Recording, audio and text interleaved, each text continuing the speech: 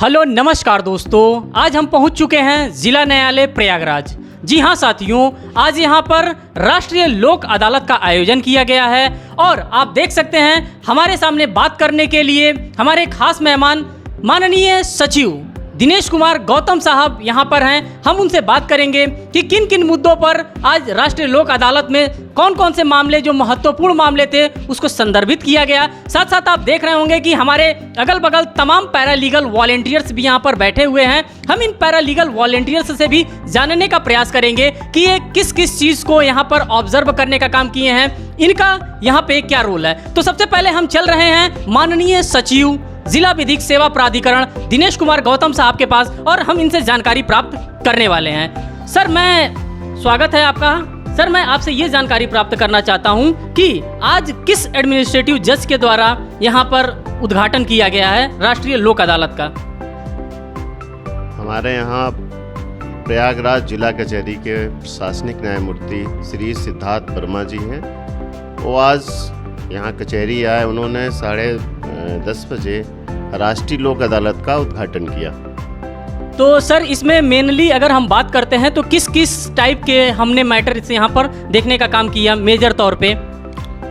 जिला कचहरी न्यायालय के अंदर कई तरह के मुकदमे होते हैं।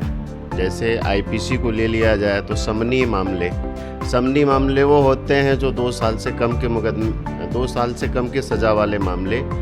दोनों पक्षों अगर आपस में समझौता कर लेते हैं तो उसको लोक अदालत में लगाते हैं और लोक अदालत के माध्यम से उसका निस्तारण करते हैं। लोक अदालत की बहुत विशेषता ये है कि यदि मुकदमे का निस्तारण होता है तो उसकी अपील कहीं नहीं होती है, न किसी अधिवक्ता की आवश्यकता है, न उसकी अपील होती है, न कोई कोर्ट फीस लगती है। इसी प्रकार से आईपीसी में छोटे मुकदमे हैं, 323 है, 504 के हैं, उसमें भी समन मामलों के मुकदमों को समाप्त किया जाता है। उसके बाद से बहुत सारे लोकल एक्ट हैं, नगर निगम का एक्ट है, एमबी एक्ट है, उसके भी मुकदमे कचहरी में चलते हैं। तो हम लोग लोक अदालत में उन मुकदमों को चिन्हित करके भेजते हैं, लोगों को समन, लोग आते हैं और अर्थदंड जमा करके उस मुकदमे को निस्तारित कराते हैं। इसी प्रकार से आपका पारिवारिक मामले में धारा 9 हिंदू मैरिज एक्ट के अंतर्गत मुकदमे फाइल होते हैं, उसमें समझौते होते हैं। पति पत्नी का डाइवोर्स के मुकदमे फाइल होते हैं, उसमें होते हैं 498A आईपीसी।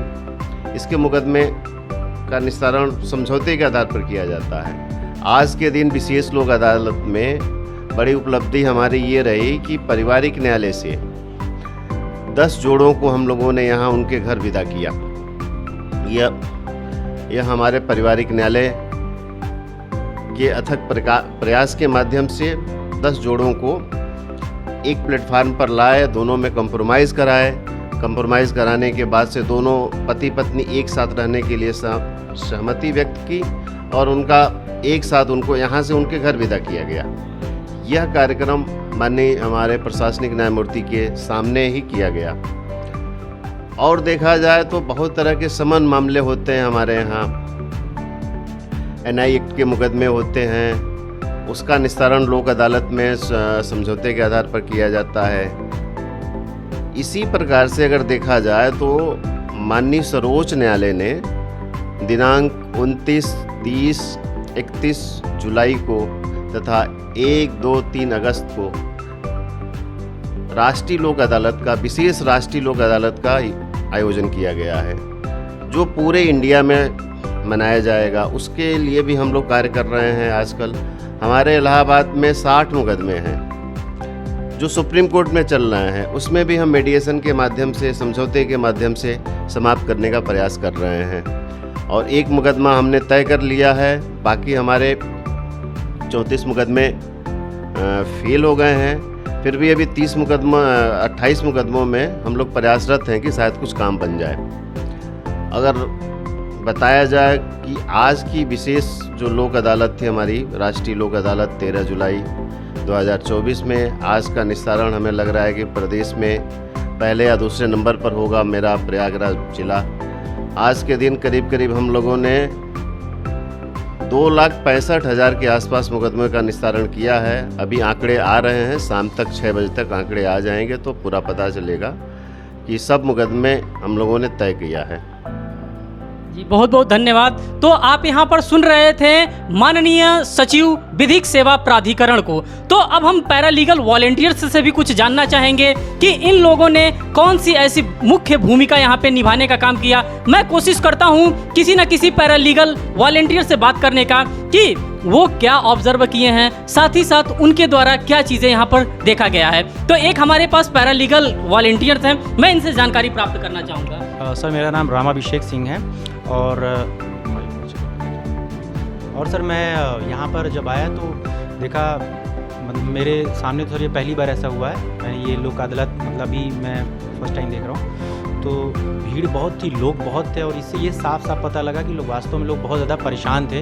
और यहाँ पर आने के बाद सर उनकी समस्याओं का निदान हुआ है एक्चुअल में, क्योंकि हम लोग को दिया गया था ड्यूटी देखने के लिए, तो हम लोगों ने देखा था वो सारी चीज़ें। और सबसे ज़्यादा सर यहाँ पर आर्थिक तौर पर जो मामले थे, जो खासतौर पे बैंक के लोन से रिलेटेड, मुझे लगता है उसमें भी काफ़ी ज़्यादा सहायता हुआ है लोगों का। और बाकी जितनी चीज़ें थी जो मध्यस्थता है वो यहाँ पे तो वो तो बराबर निरंतर चलती आ रही है, जैसा कि सर ने बताया वो सारी चीज़ें चल रही हैं। और सर यहाँ पर मैंने देखा जितने लोग आ रहे थे संतोषजनक, मुझे ऐसा लग रहा है संतोषजनक उनका था व्यवहार, उनसे बात करने के बाद ये पता लगा। तो और जो बहुत सारे मामले हैं सर वो भी इसी माध्यम से निस्तारित होंगे और अच्छे तरीके से होंगे।